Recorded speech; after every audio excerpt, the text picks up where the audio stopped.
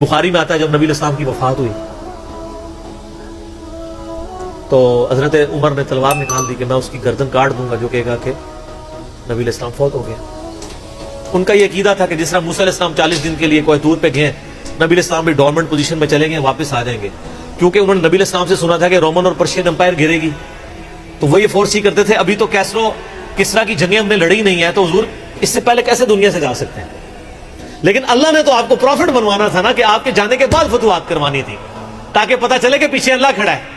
اپنی زندگی میں تو بڑے بڑے بادشاہوں نے فتوحات کی ہیں، نبی علیہ السلام کی تو دعوت کا کلائمیکس حضرت ابوبکر پھر حضرت عمر عثمان علی کے دور میں جا کے ہوا ہے، جبکہ عرب قبائل بھی مرتد ہو گئے، تب بھی اللہ کے پیچھے سپورٹ تھی۔ والذی ارسل رسولہ بالہدی ودین الحق لیظہرہ علی الدین کلہ ولو کرہ المشرکون۔ اللہ نے اس کو دین کو غالب کرنا تھا۔ تو بخاری کے الفاظ ہیں، حضرت عمر نے کہا میں اس کی گردن اتار دوں گا۔ حضرت ابوبکر آئے، انہوں نے حضرت عمر کو دیکھا، اگنور کر کے سیدھا حجرہ عائشہ میں گئے، نبی علیہ السلام کے مبارک کفن کو ہٹا کے آپ کے ماتھے پہ بوسہ دیا اور کہا یا رسول اللہ آپ پہ دو موتیں جمع نہیں کرے گا، ایک موت تو سب کے نصیب میں ہے، اب تو ہمیشہ کی زندگی آپ کو اللہ نے آخرت کی دے دی ہے۔ اور پھر باہر نکلے، حضرت عمر کو کہا کہ عمر بیٹھ جاؤ، حضرت عمر نے بات نہیں سنی، تو حضرت بکر ممبر کی طرف چڑھے، ممبر پہ چڑھے اور لوگوں سے کہا کہ عمر کو اس کے حال پہ چھوڑ دو۔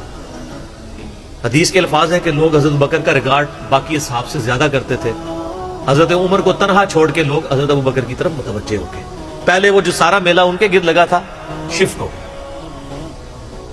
تو انہوں نے حمد و صلات کے بعد ان کا اما بعد فمن کان یعبد محمدا فان محمد قد مات۔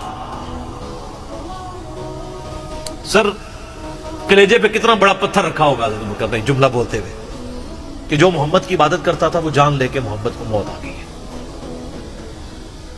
ومن کان یعبد اللہ، اور جو اللہ کی عبادت کرتا ہے وہ جان لے ان اللہ حی لا یموت، اللہ زندہ ہے، اللہ کو کبھی موت نہیں۔ کیا توحید کی تعلیمات ہیں! حضور کی میت کے اوپر حضور کے فضائل نہیں بیان ہو رہے، توحید بیان ہو رہی ہے۔ Point to be noted. کیوں؟ سر پہلے بھی انسانیت نے رسک لیا، دنیا کا سب سے بڑا شرک ایک پیغمبر کے نام پہ تو کھڑا ہوا ہے، عیسیٰ ابن مریم کے نام پہ۔ نبی علیہ السلام کو عیسیٰ ابن مریم نہیں اللہ نے بننے دیا۔ ایسے تربیت یافتہ وہ صحابہ جو کل تک آپ کے وضو کا پانی نیچے نہیں گرنے دے رہے تھے، آج وفات پہ کھڑے ہو کے فرضی خطبہ دے رہے ہیں۔ جو محمد کی عبادت کرتا تھا جان لو محمد کو موت آ گئی ہے، جو اللہ کی عبادت کرتا تھا جان لو اللہ زندہ ہے۔ پھر آیت بھی پڑھی، صرف فرضی جملہ نہیں بولا۔ آپ تو کہہ رہے ہیں شرک ختم ہو گیا، حضرت بکر جب شروع نہیں ہوا تھا اس وقت بھی کہہ رہے تھے کہ نبی علیہ السلام کو کسی نے خدا نہیں بنانا، کیونکہ بخاری حدیث ہے، دیکھنا میری شان کو اس طرح بلند نہ کرنا جس طرح عیسیٰ ابن مریم کو لوگوں نے کیا۔ میں اللہ کا بندہ اور اس کا رسول ہوں، مجھے اللہ کا بندہ اور اس کا رسول ہی کہنا۔ سر وارفتگی، دیوانگی، عشق کی ساری کیفیت حضور کی وفات کے بعد بالکل چینج ہوگی۔ صحابہ ہونا تو چاہیے تھا جو وضو کا پانی نہیں گرنے دے رہے تھے جا کے قبر کی مٹی چاٹنا شروع کر دیتے، ایسا نہیں ہوا۔ وہ تعلیمات کی باؤنڈریز کو کراس نہیں کرتے تھے۔ تو پھر انہوں نے آیت پڑھی، سورہ آل عمران آیت نمبر 144، وما محمد الا رسول قد خلت من قبلہ الرسل افان مات او قتل انقلبتم علی اعقابکم۔ محمد تو نہیں مگر ایک رسول ہی، اگر یہ فوت ہو جائے یا دین جو جنگ میں قتل کر دیے جائیں، شہید ہو جائیں، کیا تم دین سے الٹے قدم پھر جاؤ؟ جو کوئی دین سے الٹے قدم پھیرے گا اللہ کا کوئی نقصان نہیں کرے گا اور اللہ ثابت قدم رہنے والوں کو جزا دے گا۔ پھر سورہ الزمر کی آیت نمبر 30 پڑھی، انک میت وانہم میتون۔ اے نبی تمہیں بھی مرنا ہے اور ان کو بھی موت آنی ہے، تمہارے مخالفین کو، پھر تم اللہ کے حضور جھگڑو گے، اللہ تمہارا فیصلہ کرے گا۔ یہ سیدنا ابوبکر کی حضور کی وفات کے وقت استقامت۔ پھر جھگڑا کھڑا گیا حضور کو دفنانا کدھر ہے؟ جامعہ ترمذی میں حدیث ہے، سیدنا ابوبکر کہتے ہیں کہ میں نے نبی علیہ السلام سے یہ بات سنی تھی کہ اللہ اپنے پیغمبر کو وہیں پہ موت دیتا ہے جو اس کے لیے سب سے پسندیدہ جگہ اللہ کے نزدیک ہوتی ہے۔ تو حضور کی جو چارپائی ہے نا اس کے نیچے ان کی کمر کھولی، وہاں پہ اللہ نے ان کو موت دی۔ پہلے صحابہ میں رائے نہیں طے ہو رہی تھی کہاں دفنانا۔ پھر سنن نسائی الکبریٰ کے اندر پورا وفات النبی چیپٹر ہے، سنن ابن ماجہ میں بھی موجود ہے کچھ حصہ اس کا۔ پھر لوگوں نے پوچھا کہ نبی علیہ السلام کا جنازہ ہوگا؟ انہوں نے کہا ہاں ہوگا۔ اسی طریقے سے تکبیر کہو اور سورہ فاتحہ اور اس کے بعد درود شریف اور اس طریقے سے 4 تکبیرات پڑھو۔ لیکن ایک فرق تھا کہ نبی علیہ السلام کو پروٹوکول صحابہ نے دیا ہے کہ آپ کی جو جنازے کی نماز ہے نا وہ جماعت کے ساتھ نہیں ہوئی. صحابہ نے یہ پروٹوکول دیا کہ حضور کی میت کی موجودگی میں بھی کوئی شخص امامت نہ کروائے. حجرے میں ایک طرف سے لوگ داخل ہوتے تھے, اکیلے اکیلے جنازہ ادا کرتے تھے. اور ڈیٹیل میں آتا ہے 2-3 دن تک جنازہ ہوتا رہا. پہلے مرد داخل ہوئے, اس کے بعد بچے, غلام, پھر عورتیں, اس طریقے سے سب نے جنازہ پڑھا. ظاہر ہے 1 لاکھ سے زیادہ لوگ تھے جنازہ پڑھنے. اس موقع پہ بھی سیدنا ابوبکر کی آپ استقامت دیکھیں. ورنہ حضرت عمر کتنے اسٹرانگ اعصاب کے مالک تھے, ان کی حالت آپ دیکھ لیں. جب ضرورت پڑی ان کے مضبوط اعصاب کی تو کولیپس کر گئے. ابوبکر ہی کھڑے ہوئے ہیں تو حضور کو پتا تھا نا میں نے مصلی پہ کسے کھڑا کرنا ہے. اور بخاری میں الفاظ ہیں جب مصلی پہ کھڑا کیا آپ فرمایا ابوبکر کے علاوہ سارے دروازے بند کر دو. صرف ابوبکر کے گھر کا دروازہ جو مسجد کی طرف کھلتا ہے, جو مسجد کا دروازہ ابوبکر کے گھر کی طرف ہے وہ کھلا رکھو, باقی سارے بند کر دو. تو نبی علیہ السلام کو یہ پتا تھا کہ کس لیول کا کس بندے کا یعنی ایمان ہے, اس کے اعصاب ہیں.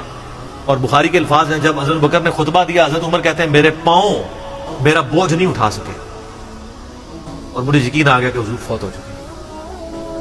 یہاں قرآن و حدیث سن کے کسی کے کان پہ جوں تک نہیں رنگتی, وہاں پہ حضرت بکر کا خطبہ اور آیات سن کے حضرت عمر کہہ رہے ہیں کہ میرے پاؤں میرا بوجھ نہیں اٹھا سکے, کہ یہ تو واقعی تو قرآن کی آیت. اور اس میں بخاری مسلم صحیح بخاری میں الفاظ ہیں کئی دن تک ہم جب بھی صحابہ ایک دوسرے کو ملتے تھے تو یہی آیت سنایا کرتے تھے, وما محمد الا رسول قد خلت من قبلہ الرسل افئن مات او قتل انقلبتم علی اعقابکم, کہ محمد تو نہیں مگر ایک رسول, انہیں بھی تو موت آنی ہے, تاکہ ہمیں یہ یقین آ جائے کہ حضور دنیا سے چلے گئے. تو یہ صحابہ کرام علیہم رضوان کی نبی علیہ السلام کے ساتھ عقیدت تھی. اور سیدنا ابوبکر آپ کو بالکل صف اول میں نظر آئیں گے, ٹاپ آف دا لسٹ, معاملات کو ہینڈل کرنے میں, چیزوں کو بالکل من و سنت کے مطابق ڈالنے میں, اور ہر معاملے میں رجوع لانے کے اوپر, اور اہل بیت کے ساتھ کمٹمنٹ کے اوپر, ہر مسئلے میں آپ کو حضرت بکر صدیق کی قربانیاں ٹاپ آف دا لسٹ نظر. تو بات کہاں سے کہاں شروع ہوئی, فی البدی. میں تو اور گھنٹوں میں ہو سکتا ہوں, مجھے اتنی حدیثیں یاد ہیں یہ فضائل کے اعتبار سے. آخر میں اصول برکت کے لیے میں وہ حدیث بیان کروں گا جو میں اکثر بیان کرتا ہوں.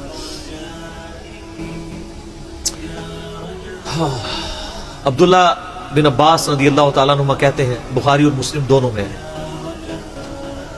کہ سیدنا عمر کی میت رکھی ہوئی تھی اور لوگ آ کے ان کی میت پہ سلام پڑھ رہے تھے اور اپنے اپنے انداز میں خراج تحسین پیش کر رہے تھے کہ اس شخص کی وجہ سے اسلام کو کیا عروج ملا. تو کہتے ہیں اتنے میں نے محسوس کیا کہ ایک شخص میرے پیچھے آ کے کھڑا ہوا اور اس نے میرے کندھے پہ یوں کونی رکھی, میری پیٹھ اس کی جانب تھی, اس نے کونی میرے کندھے پہ یوں رکھی, اور حضرت عمر کی میت سے مخاطب ہو کے کہنے لگا کہ اے عمر اللہ تجھ پہ رحم فرمائے, تو روئے ارض پہ ان لوگوں میں سے ایک شخص تھا کہ میری بھی خواہش تھی کہ میں ان اعمال کے ساتھ اللہ کے حضور پیش ہوتا, کہ اگر اللہ کے حضور پیش ہونے کے لیے مجھے بہترین اعمال چاہیے تو تیرے اعمال. ظاہر ہے رومن اور پرشین امپائر گری ہے, کس لیول کا عروج. کیونکہ میں نے رسول اللہ صلی اللہ علیہ وآلہ وسلم سے بارہا سنا تھا, میں ابو بکر اور عمر داخل ہوئے, میں ابو بکر اور عمر نکلے, میں ابو بکر اور عمر نے یہ کیا. تو مجھے بڑی امید تھی کہ تم اپنے 2 ساتھیوں سے جا ملو گے, یعنی رسول اللہ اور ابو بکر کے ساتھ صلی اللہ علیہ وآلہ وسلم رضی اللہ عنہ. تو یعنی نبی علیہ السلام کے بعد سیدنا ابو بکر اور پھر حضرت عمر بھی وہیں پہ پہنچ گئے. تو مجھے نبی علیہ السلام کے اس فرمان سے لگتا تھا جس طرح آپ اپنی زندگی میں کہتے تھے نا, میں ابو بکر عمر, میں ابو بکر عمر, میں ابو بکر عمر, مجھے پتا تھا تم نے جا کے انہی سے ملنا ہے, جا کے اور دیکھ لیں قبر بھی پھر ساتھ بنی دونوں کی.